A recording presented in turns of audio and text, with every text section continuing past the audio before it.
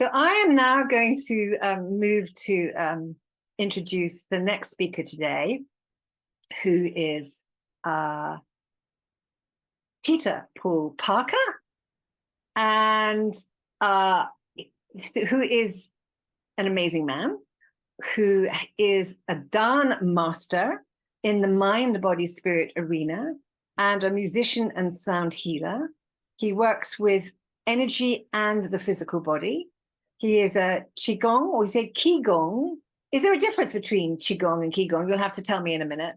I know Ki Gong, and I don't know whether that's the same as Ki Gong. Anyway, he is a Ki Gong, that's champion, winning the international competition with the British team in Korea in 2016, which I'm sure is quite an amazing feat.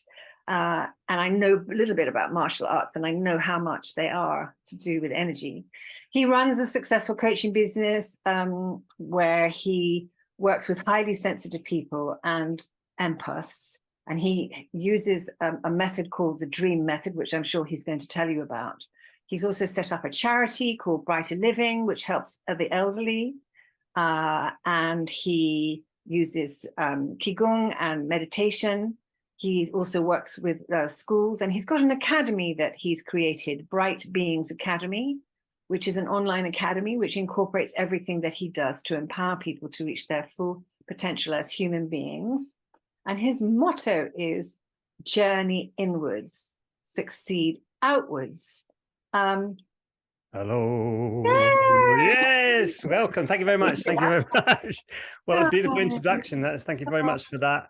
The difference between Qigong and Qigong. Qigong's the Chinese way, Qigong's the Korean way, which is what I learned. I learned it in the Korean way, which kind of emanates from Sunday. It comes from Sunday, which is a very ancient art. And Sunday basically means mountain people, the people trying to disappear from society because they thought it was too crazy. So it sounds very familiar to today. So yeah. When was that? When was that, Peter? Thousands of years ago. Thousands of years ago. Things haven't changed?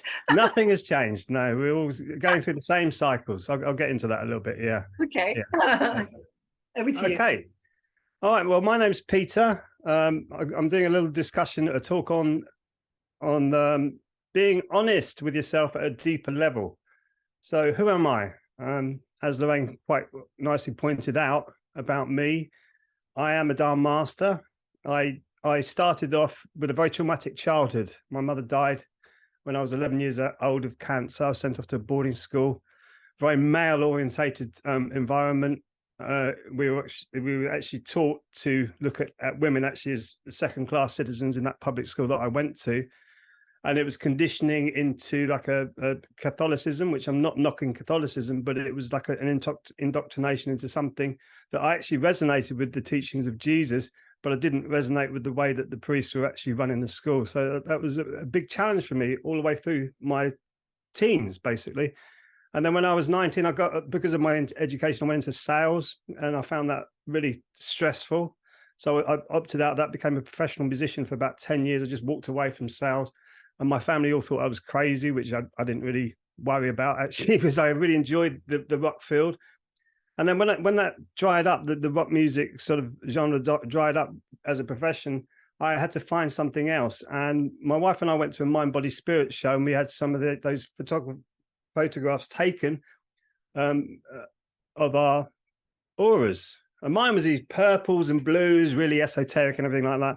And she had this beautiful red and golden color around hers, and she said, I want one like yours. I want one like yours. I said, no, you don't. I'm struggling with this. I want one like yours. I want to be more grounded to the earth.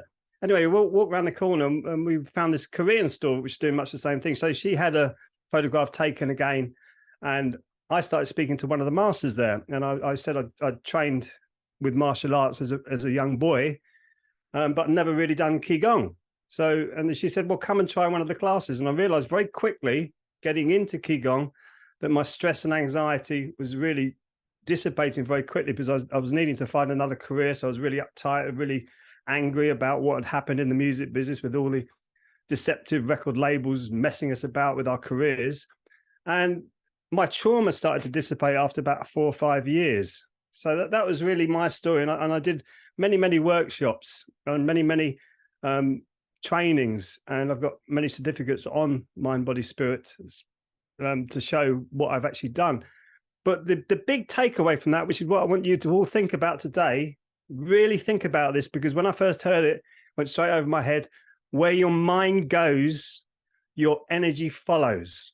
That's the biggest takeaway I really want you to take from today, because it's so true. We get so distracted with this whole world in front of us, bombarded with information all the time. That's where your mind is going. So this is why I keep saying your relationship to yourself is, to me, the biggest and most important relationship you can ever have in your whole life, because that's the one that you are most intimate with. I think that's the most important thing. So where your mind goes, your energy follows. I'll come back to that. So, but I want you to ask a question to yourself. And I will say what I said when I was very young, how I answered this question. But this question to you is, have you ever considered this question? What do you actually want? What do you, just think about it for a second. What do you actually want?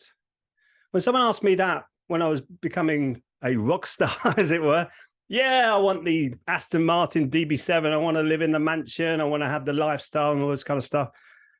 And I didn't get to that height, but I got to a height where I was living in an idyllic property in Shepperton, taking the local speedboat down the river to the pub, tons and tons of friends. And I was still not fulfilled at all. The material world actually didn't fulfill anything to me.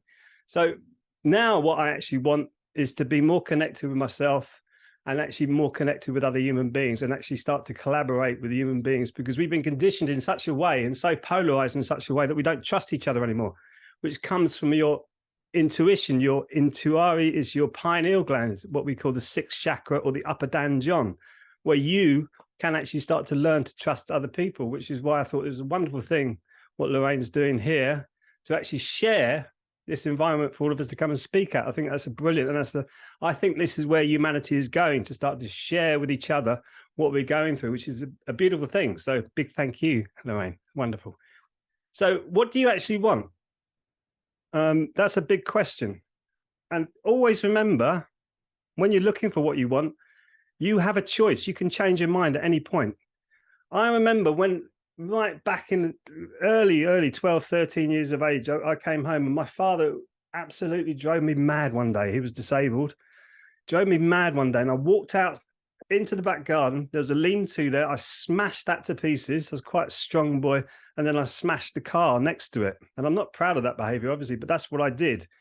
And because I was so angry, my mother died. I was in this boarding school full of pedophiles and priests. It was just horrible. So I was really angry. And I remember being taken into Kingston Hospital, and my eldest brother was sitting there and said, we might have to commit him. He's becoming out of control. And at that very point in my life, I suddenly realized there was something behind all of this anger, all of this pain, all of this trauma, that was like, you don't want to go into a mental hospital. You go in there and you be the best human being you possibly can. So I walked into that room. I was an angel. I went back to that before my mother died. I became that angel again and got rid of all that trauma, all that anxiety, just for a moment, to show to my brother and my brother's in the room, the father and the psychiatric nurse, that I was okay. So I remember now that I had that choice. So we always have a choice what we present to the world. We always do. Sometimes it's really, really, really, really difficult. Really difficult. I know, because I used to be quite explosive with my temper. Now I hardly raise my voice at all. It's all completely changed. And why is that? I hear you ask. Well, let's have a look at what we are. So these are some real truths about you, right? You're not your body, right? This is your vehicle. What are you? Your eyes, your nose, your tongue, your ear? What are you? Are you your heart, your brain? What are you? No, you're none of those. That is just your vehicle that you move around with. It is to help you experience the five sense world. You're not your mind. Your mind is always moving, and your mind is designed to move. Your mind is always looking for something to stimulate it. Right? Your body is always looking for comfort, but you need to bring your mind and your body into alignment with each other, because when you don't do that, that's when you become stressed and anxious and upset. It's really quite that simple. So bringing your mind and your body back into alignment. So you need to move your body and you need to stimulate your mind, but you need to not be too comfortable with the body, which is what we're doing in the material world today. We're being overstimulated in the mind. So you're not your mind, you're not your body, you're not your mind, you're not your thoughts. Your thoughts keep coming in, they keep changing. And in fact, when you understand the energetic world a little bit more, you realize that your thoughts can be coming in from an exterior source, which is when we drove past Culloden up in Scotland. Both my wife and I felt a really, really cold, shuddery feeling as we walked past, as we drove past that, and dark thoughts came into our head. We spoke to the guy at the bed and breakfast about our experience. Actually, we didn't share at that point, but we shared when we got to the bed and breakfast and realized both of us had picked up on that negative energy. So you've got negative energy that will be coming in and affecting your thoughts. Really important. Your thoughts are not you. And you're not your emotions. You're not your emotions. Your emotions are a physical thing to help you experience the 5 sense reality that we live in. So your emotions are transient. All of these things are transient. Your body's transient, your mind's transient, your thoughts and your emotions are all transient. They all move and change. And they all change like the seasons. They change over time. And it's a cycle that your body goes through. But there's something inside of you that stays constant, which is what I was talking about earlier. There's something in there that's always constant. So can you imagine just for a moment, moving ever closer to that constant inside of you? That's your true essence, your true self. Because we, as Paola quite rightly pointed out, we are spiritual beings having a human experience. But all this human experience is all in the 5 sense reality. And it's all of this whole magical, absolutely magical makeup of what we all are. And each and every one of you are completely individual. And each and every one of you has something to offer this world that nobody else can offer. And we're not taught that in school. And I think that's a crime, because we all should be allowed to express ourselves as human beings, because we are all in the innermost core of ourselves, beautiful, divine, and sovereign. And we should always treasure that. But we don't, because we get dragged out from our mind. Our mind goes in all these different places because we've been conditioned that way at school, to drum in all the information into our left brain. I'm not saying that's right or wrong, but that's how it's worked. So imagine finding that inner sanctuary in an ever increasing stressful and anxious world. Just imagine that. So you can see all of this craziness around you, but you can be the calm in the middle of the storm. So stress and anxiety, what does that lead you to? What does that make you feel like? It puts you into the sympathetic nervous state. So deep breathing, meditation, yoga, Tai Chi, Ki Gong, all of these wonderful things put you into the parasympathetic nervous state. And I'm sure you've heard all of this before, but the disconnected feeling of the sympathetic nervous state means your brain doesn't work properly. Your brain should be cool.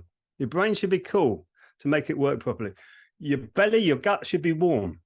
When your brain is warm, because we get so much information being bombarded into our brain, we become anxious and it becomes hot, which is why we have the expression hot head.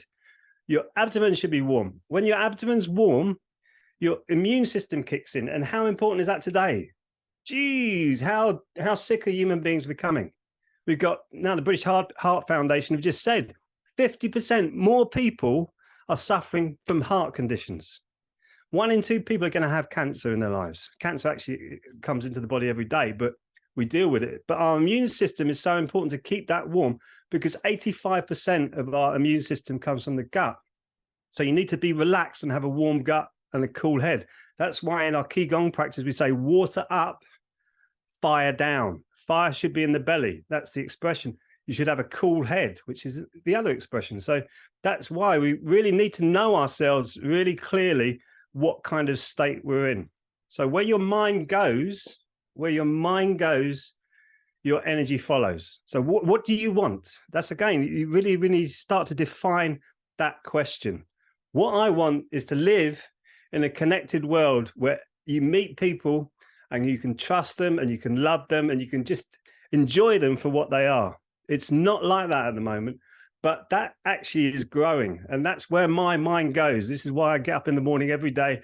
I get up and do my coaching. I get up and do my Ki Gong practice. I get out with the elderly and teach them. I see them smiling all around. Everybody's always coming to me, say, thank you, Peter. Thank you, Peter. Thank you, Peter. And I'm not doing it for that. at all. What I'm doing it is so that we can share this energy together. That's what I want. That's where my mind goes every day. And that's so important for you to realize, what do you want? What do you actually want? So let's look a bit deeper at the body. I'm going to go back to the Vedas now, thousands of years ago. The Upanishads, they wrote all of this down in thousands of years ago. And what we're doing actually now in this time of human existence, we're actually uncovering this. Like Paola was talking a lot about a lot of ancient scripts, but she wasn't actually saying they're coming from the ancient scripts, but they were. So we're going to look at the body condition, the chariot. And let's take that as an example. The chariot, just for the moment, this is simplifying it quite a lot, but you are a chariot, right? Your 5 horses are pulling the chariot. Your 5 horses are your 5 senses: your ears, your nose, your tongue, your touch, and your hearing. So the 5 senses, they're the ones who drive the chariot along. So they get pulled all over the place. One of my friends said, well, yeah, the horses have bolted in this world today for a lot of people. So all of that, the 5 senses is dragging us along. So then you have the mind to measure that. The mind is the reins to the horses to measure that, right? And then you've got the charioteer, which is your intellect, the left brain, which is the one trying to control the mind, but the mind goes all over the place. So that's difficult in itself. And then you have the actual chariot itself is your ego. So you can either show that enormous ego to the world with a beautiful, polished chariot, or you can be modest with your chariot, or you can be in the middle, neutral, quite happy with it. But that's what you travel around in. But sitting at the back of this chariot is the observer. Doesn't say anything, doesn't do anything, just sits there and observes all of this craziness happening all around it. And I'm not saying cut off all this craziness, because a lot of the lessons in life actually comes from all this craziness in front of us. But what my mission is with my training is to connect more with this observer, watching all of this happening, and take my guidance from this observer from a neutral point, i.e. not react to life. You respond to life accordingly. You make life what you want it to be from your observer consciousness. That's such an important thing. So the chariot is that you've got the 5 horses, you've got the reins, you've got the intellect, and you've got the ego, and you have the observer. So coming back into your observer state, very, very important to try to connect with that. And that's what I love about Ki Gong. When I found out about Ki Gong, how deep it was. First, I thought it was just like a hula dance, but it's not. It's actually a whole body system. And I've looked into the 8 paths of yoga as well. And Ki Gong was obviously transferred from the Vedas down when Buddhism started to move across into Southeast Asia. Ki Gong had an influence from the 8 path of yoga. I love the Vedic scripts as well. I do a lot of Tao reading, a lot of Vedic script reading. I'm not religious per se, but my religion is me. I'm actually just uncovering this information and think, oh, that's useful. Don't like that. That's useful. Don't like that. I'll let that grow on me. So just put it up there. But I feel that Ki Gong came down from India into Southeast Asia, like China and Korea and that kind of area. And it gave it an influence. So the Indian way of looking at things, you can see from their temples, very male, very like, this is it. You have your guru, do what you're told. And you come down to the Tao philosophy, it's more female, yin and yang, flowing with yourself, accepting that you have both male and female energy inside of you. And either one, you can make either one dominant. It's funny, Paolo was talking about toothpaste and like the female and male energy. We're actually opposite in our house. It's really funny. I want everything precise, and my wife is a bit more freer with it. It's really weird. So it's funny how we work as human beings, because we're not set in stone by any stretch of the imagination. But anyway, this Tao philosophy is like, where does the garden finish and where does nature start? That's kind of like you see Korean and Chinese gardens, really ancient Korean and Chinese gardens. Well, it doesn't stop at our front door. Nature doesn't stop at our front door. Nature is us. So when people are saying connecting with yourself, You're connecting to nature. Because a lot of people are getting confused with that, I think, at the moment, the actual connection with yourself. Because if you start to connect with these emotions, feelings, thoughts that I've said are all transient, then you'll be pulled off by your horses all over the place. Whoa, come back here, come back here. But if you're coming more from the inner you, the inside of you, then you're becoming more from your observer consciousness, which is so, so important. So, but what does this mean to you? All this wonderful philosophy and all this wonderful stuff, but what does this actually mean to you? What is it? What do you get from this? Well, a deeper connection with yourself will give you more personal prestige. When you're connected more with yourself, you will feel, wow, I am something. Not egotistical, not in a bragging way, not saying, yeah, look at me, I'm brilliant. You will just feel that slow confidence building inside, saying, I am somebody. I am worth this. I am worthy. I've got something to offer this world. That's what this kind of work does for you. Not this kind of work, this work does for you. It actually helps you to have more personal prestige. What does it help? It helps you to have more confidence with yourself. And it gives you the ability to make the right choices. It's a really major point, because when you make the right choices, what does that mean? If you make 100% all the choices you get every day, the thousands every day that you get, if you make the right choice every time, what does that mean to you? What does that mean to you? It means you're enlightened. It doesn't mean you have to go and sit by the side of a mountain and go, Well, a bit of that is a bit of fun sometimes, I find, but it doesn't mean you have to do that. It means if you make the right choice every second of the day, you are enlightened. You're connected to that observer sitting behind in the chariot. That's what this gives you, more confidence and the ability to make the right choices. More mind, body health, and more power and strength this will give you, because you realize that your body is a temple. I know that's a cliche. Oh, God, I hate cliches. But it is. What you put into your body is what you get, basically. And really looking after the body, which is a different speech altogether, but you have three stresses mainly on the body, which is chemical, physical, and emotional. Now, the emotional stress will actually start to manifest as physical stress, physical ailments in your body. I remember going to Korea when I was doing the Ki Gong championship. We went into a meditation cave about childhood traumas. And I thought, well, I've done so much work on this. There can't be anything else for me to do. So I'm sitting there on this meditation, like a time capsule, time travel, going through. Yeah, I sorted that out. Yeah, I feel good about that. Yeah.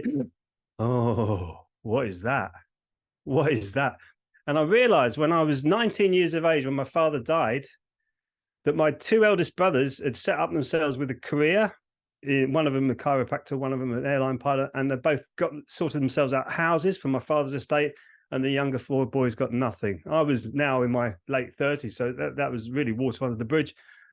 You know what I did then? I put my hands on my heart and I forgave them.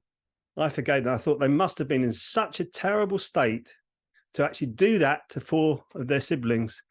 They must. Just forgave them. I walked out that cave, right? And my mentor walked up to me and goes, she's a little Korean, beautiful, beautiful human being. Peter, what's happened to you in that cave? I said, and I explained, I said, you've taken 20 years off of your face. You've taken 20 years off your face. And coming out of the music business, I was a big drinker. And all that anger had come out of my liver. And I couldn't drink the way that I used to. I've never been able to drink the same way as I ever used to, because I was holding all that anger in my liver, which is what part of the Ki Gong teachings would teach you. So that is what this will give you more power and strength to actually forgive. Forgiveness is so big in this world. If you forgive, you will feel lighter. More creativity because of a healthy brain connection. Okay, I'm not sure how long I've got left, but let's check what your brain-body connection is like, right? Let's just bring our right hand up, bring your fingers together.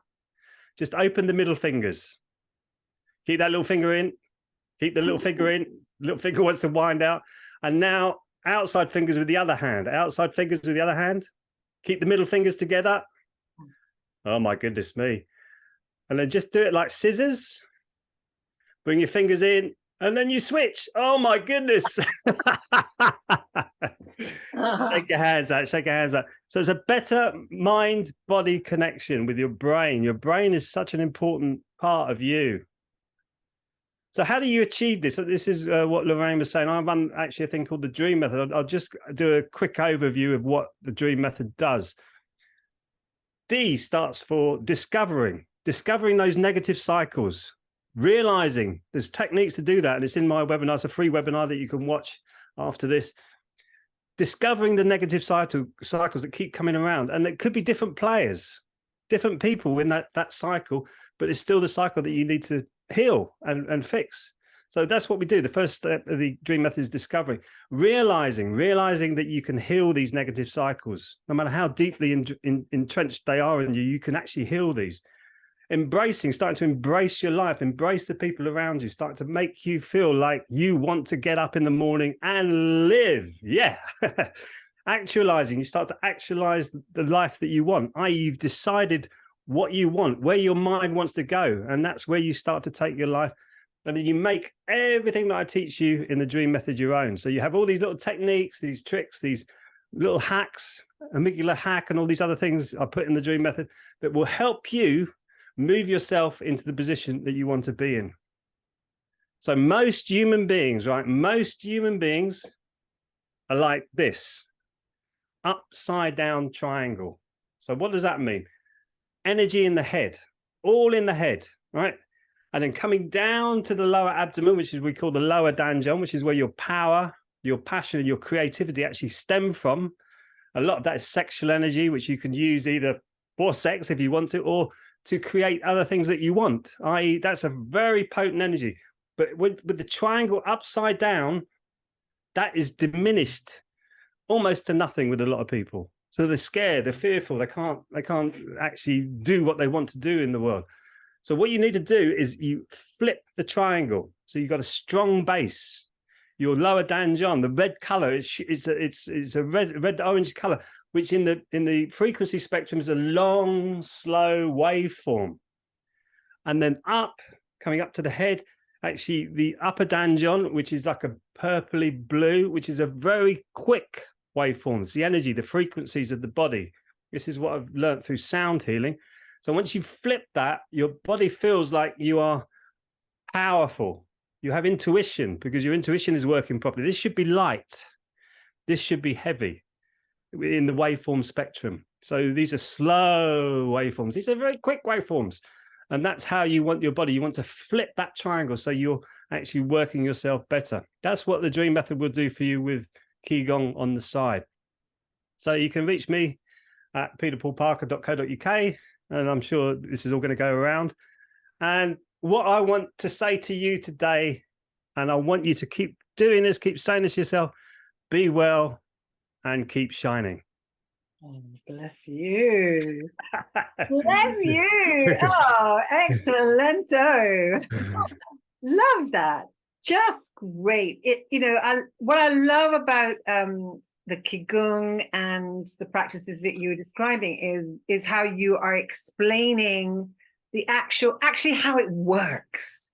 It's all very well to say it works, which a lot of spiritual practices, etc., kind of say, well, if you meditate, if you do this, you'll feel calm, but actually to understand what's going on physically and how, the thing that you were saying about the brain being hot and hot-headed, and the belly, how we have to have our power in our belly and, have the energy, the fire there, that's music to my ears. And do you do any kind of live workshops, Peter?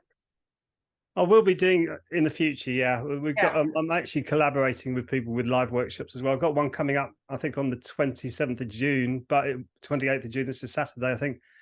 But it's not about this. It's actually about more relationships with money, health, wealth, and things like that. But I will be doing Ki Gong workshops. Yes, I will be doing Ki Gong workshops very soon, where I'll be doing like 3 or 4 hours going through the different exercises for different things. But I do that all in the academy as well, in the Bright Beings Academy. So it's very powerful information. When you like you say, when I walked into it, the Koreans were not very good at explaining themselves. It was very like, this is your experience, this is your experience. But I felt that because I had to work it all out for myself. And I felt if I'd have had someone just saying, okay, Yes. well, this is your lung meridian, right? This is your lung. Tap out of the, why is it your thumb that's part of the lung meridian? Why do we use thumbs up? Because it's positive. The lung meridian, when it's working, your lungs are working properly, you feel more positive. So it's just things like that. I think it's very empowering information. So just working on your lung meridian, opening it up, using your thumbs, even just grabbing and massaging your thumbs helps to clear it up. Just tapping at the beginnings of your lung meridian and the outsides of the body. Because I didn't believe any of this stuff before I got into it. I just thought it was all woo-woo stuff. But then when you actually do it and you go, wow. Because I was trying to find out about the chakra system, which really kind of got me into this, trying to say, well, what was that all about? What's your energy body all about? And it was all too mystical for me and too wishy-washy. And then when you realize that each movement of the body will stimulate each chakra, you go, this is, I can see now, I've got my sense of self back. Wow, I've got my power back. I feel more open and more sort of receptive to everything now. And that was me. I mean, people who meet me now, who knew me 30 years ago, who's this guy? I don't know who this bloke is. It's like, it's a complete transformation, which is and what I mean, the key is, how you end up feeling, that is the key. If we yeah. can, which of course we don't always have even the consciousness to be able to really assess actually how we're feeling. But let me just open this up because we've got a few minutes now. If anybody's got any questions or things that they would like to ask Peter, perhaps you could just raise your hand and we will unmute you so that you can speak to him. And while you're doing that, just to say that in the chat, Alexandra, my assistant, has been posting how you can contact Peter, because he is also offering a free discovery call as a result of doing this summit. So I'm going to say what I said before, which is, contact him, get in contact with him and have a chat with him, because, you're going to learn so much. And if you do that with all of the people today who are offering you free chats, you're going to be a very knowledgeable person.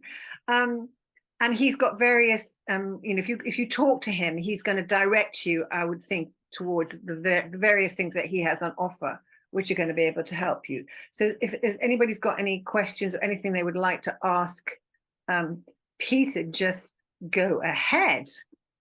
Anything you want to come back in on, Peter? Yeah, I think let's get rid of the fear in our world. Let's get rid of the fear. I don't mind speaking to anybody. People go, oh my goodness me, is he going to sell to me? Blah, blah, blah. No. Let's just get rid of the fear. Basically, I think we need to start to help each other a bit more and just open up, which is what I think these wonderful people are offering discovery calls on this today and free coaching calls and all that. I think people are more wanting to help because they're realizing the state that human beings are becoming in. We're actually heading towards, I think, with like I talked about the heart health and the British Heart Foundation saying like 50% more people are getting heart issues. I'm finding more people getting lung issues, more people getting hip issues, knees, and all of this can be stopped. It can all be stopped. We can all be holistic, and it really doesn't take going to the gym and slogging your guts out. I've done lots of sort of work, sort of festivals next to people who work with gyms, and you see them hobbling about in their 50s and 60s, and you go, well, I used to weight lift. And you think, what? How have you done that to your body? And then I go to like the Chinese Association where I've done some Ki Gong talks there, and I saw a Tai Chi artist. He was 85, strongest man I've ever seen for that age. He was just like, and his movements were like a graceful swan. It's just beautiful to see. And it really is about absorbing your mind into your body. It's really what it is all about. And it's never too late to start. I mean, that's something that I found too in my 40s, and I started to get into a lot of, yoga and things like that. And I know that I reversed my the measurement of what my age was.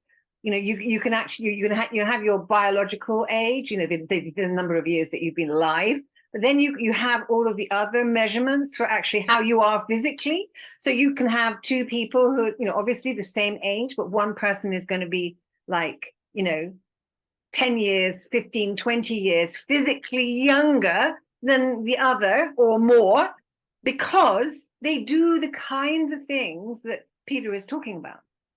And I mean, yeah, just brilliant, Peter. You've got, whatever you have been researching and studying, you've really come through with the, explanations that I think are really helpful. Anybody want to come in here? We've got. Thank you for that. Thank you for that. Absolutely. No, really. I mean, I will come when you're doing one of your body things. I will come one day, because I'd love to learn more, than I know already. So yeah, for sure. And maybe we'll do something in London. Who knows? That sounds great. Yeah, I'm always open to collaboration, and I think with your doing relationships with your body and relationships with other people, I think it all runs into the same thing. We're all coming back to source. We're talking about the same thing, really. All we're doing is working out what are the best ways to get you to see what the symptoms are. Usually the symptoms they can be healed. I believe that virtually anything can be healed. And in terms of, relationships, do you want to just say something about that? We've got a couple of minutes before we come to the end of your talk. How all of this actually really impacts on our ability to have intimate relationships in a romantic way. In a romantic way, I think it's a lot better, because you can actually start to express your feelings in a coherent way, which are fair and rational, rather than coming from this explosion, which I call it the highly sensitive machine gun. When you load up everything, you go, well, you've been doing this, you've been doing this, you've been doing this, and you load up your machine gun and you go, and you nail someone to the wall. That's what I used to do. Now it's more, okay, if there's an issue, if I need to say something, I will say it. If I don't need to say anything, I will let it pass until it gets to the point where I need to say something. And then I say it from a place of love rather than a place of fear. And I don't come from that fear anymore, because you think, well, what's there to be scared of? What I want to do is I'm with somebody that I actually love, and let's see if I can work this out. And one of the problems, I think, major problems, especially with highly sensitive people, we tend to attract narcissists, and that's a whole different thing altogether, which is quite a long sort of thing you need to get into. But you have to be aware of your energy, which is what Ki Gong does. Even if you have narcissists around you, you can see the good in the bad, actually, which is what I couldn't understand for many, many years. And now I see, actually, I can use this relationship, not use it, but I can take this relationship and actually benefit from it, because I'm learning from them, like a mirror. It's like an Assini mirror. We call it the Assini mirrors in my training, where you see elements of yourself that are actually coming from the other person. It's quite incredible when you focus on it. It's quite incredible. So, but I think relationships will get better the better you can communicate. And I think the first communication is with yourself. Say, yeah, I'm wonderful. Just say that to yourself. Just put your hand on your heart. Yeah, I'm wonderful. And then when you do that, you're starting to believe it, because your body doesn't know. You can only hear the words. The words are like spells. Bruce Lee said words are like spells. So you're always casting spells, and your body doesn't know if you can say, or even thinking, oh, I'm just so terrible. I can't do this at all. Then your body's going to think, well, no, you can't. That's right. But whereas you say, well, yeah, you can do this. This is good. Let's see what we need to work out to do this. And then that will go into your relationships, where you say, well, I can have a relationship. Because I know relationships are very difficult, especially today. But if we come from the heart, I think they work always. But if we're not coming from the heart, then it becomes a bit more of a challenge. I hope that made sense. Yeah, it does make sense. It makes utter sense, actually. And I also loved what you were saying about how the thoughts that we have are not necessarily our thoughts. And yes. that incident you talked about, how you were traveling past this place where there was a real lot of negative energy. Culloden, the Battle of Culloden in Scotland, yeah. Yeah. Like where the British really absolutely slaughtered the Scots. Yeah. Are you familiar with Lynn McTaggart? You know her? Yes. Because she's done quite a lot of. Lynn McTaggart is a broadcaster, journalist, and scientist, really, who wrote a book called The Field, and she wrote this is for everybody she does a lot of research and has done a lot of worldwide experiments with energy. And she explains how matter, things that we understand to be like a church, for example, it holds the energy of all the people praying there, which I thought was wonderful, actually. And equally, where there's been tragedy and slaughter and killing, that also has an energy too.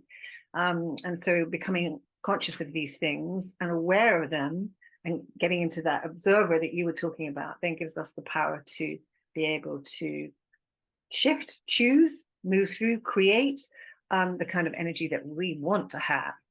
And what the best thing to do is using your voice. Using your voice is your deepest vibration inside of you. Doesn't matter how terrible it is. Mine was, I could clear a room. It's got better since I've been practicing, but I could clear a room when I was younger. But it's using your voice, which is why we're talking about something we're passionate or we love, we feel good, right?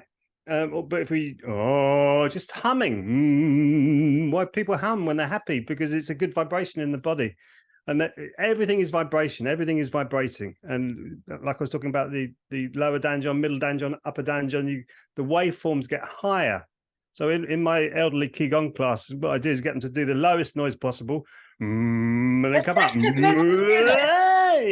just do this. Can we just do this? Do this in your own space, everybody? Would you like just take us through that exercise? Yeah. You take it. Yeah. I love when we do practical things. So even though you don't need to unmute, folks, to do this, do it in your own space. I'm going to do it with you, though. So your hands are by your lower abdomen here.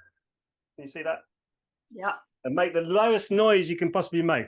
Yeah, that's pretty scary. And then your hands come up to here. Then you make the highest noise you can make. Okay, you ready? Come back down to the lowest. Take a deep breath in. And then the lowest noise going up to the highest noise.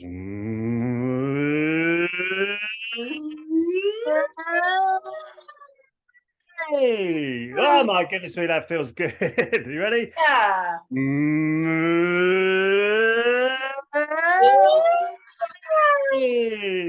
And again, one more time. 3 is a good number.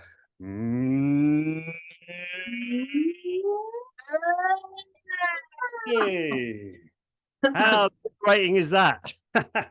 Marvelous. Thank you so much. My pleasure. Lovely to meet you all. Everybody keep shining. Do your best. Do your best. Everybody do your best. Big love to you. Satnam, thank you so much.